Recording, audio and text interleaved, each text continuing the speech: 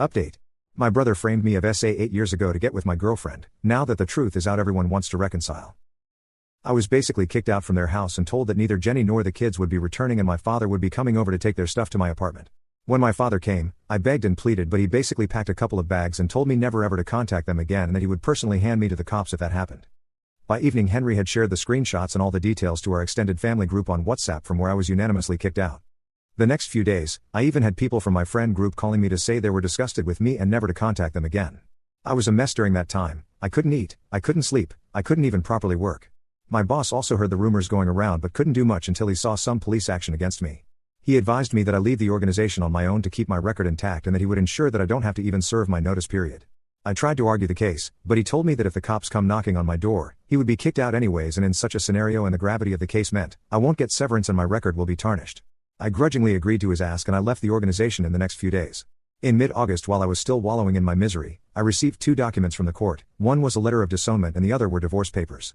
I was quite drunk, but I went to my parents' place anyways, only for my brother to come and beat me up and tell me that I was disgrace to the family and it was good that I was disowned. I had blood coming out of my face by the time he was done with me and barely able to stand. My parents and my wife looked at me from afar but did nothing. I managed to get myself up after some time, a crying mess, and realized that I had lost everything and everyone I knew. I stayed holed up in my apartment for the duration of the divorce. It went as amicably as it could. As I was jobless, plus my now ex-parents stated they would pay for the child, I didn't have to pay child support or any alimony. By January 2016 I was divorced, but trying to pick up the pieces that was once my life was hard. During this time, I also felt like confronting Amanda, but the more I thought about it the more I realized it could have made matters worse for me due to the women-centric laws in my country meant one phone call and I would be looking at 5 to 6 years in jail. In February 2016, I got into a major accident and spent a good part of 5 weeks in recovery. The staff told me that they contacted my emergency number, which was still Jenny at that point, and she hung up and no one showed. Once I recovered, I realized that I had spent through a good part of my savings and I needed to get back on my feet, if not for anything else, to have a roof over my head. However, I realized that I won't be able to do anything in the place I was at. So sold all my furniture, paid my remaining dues for the rented accommodation and decided to start from scratch in a different place. I moved to a city 2 hours away and tried to get a job, for some time but to no avail. For 4 months, this went by, after which I ran into an old acquaintance, James, from college. He was the quiet kid during that time and didn't really talk to anyone, but seeing him after so many years was odd as he spotted me out from the crowd and called my name. We greeted each other and talked about our lives for a bit. I told him I was in the city looking for a job. He told me he had just quit and was planning on setting up a management consulting firm of his own. He then invited me to a drink later on where, after a lot of talking about our professional lives, he offered me an opportunity to work with him as he needed a couple of people who knew their stuff. At this point I thought I needed to work a lot off to get my mind off these thoughts. So I agreed, but I told him I want to meet him and his team and talk to them before we moved forward. 2 days later, he introduced me to another guy, Derek, and told me that currently it will be just the 3 of us going forward.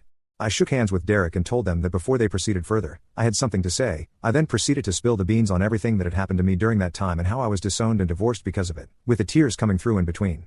James and Derek told me that they felt sorry for me, but also told me that if there was no criminal record on my person, then there would be no issue. I stated that police never came to my house, and they were relieved.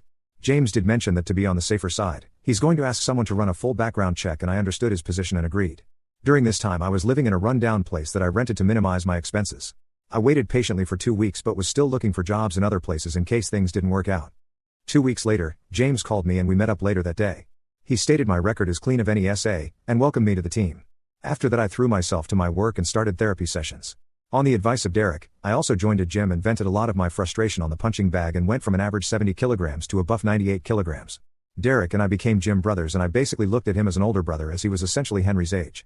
By end of 2018, I had a good amount of control back in my life, the consulting firm took off and the money rolled in. I rented out a nice apartment in a decent neighborhood. The Band-Aid also came off to an extent, and I realized I needed to do some necessary steps to move on.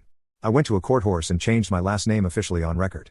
I adopted the last name of Derek after his and parents go ahead. They saw me as a nice guy and involved me in a lot of their family functions, including me being the best man for Derek's wedding, so this was a way of thanking them as well.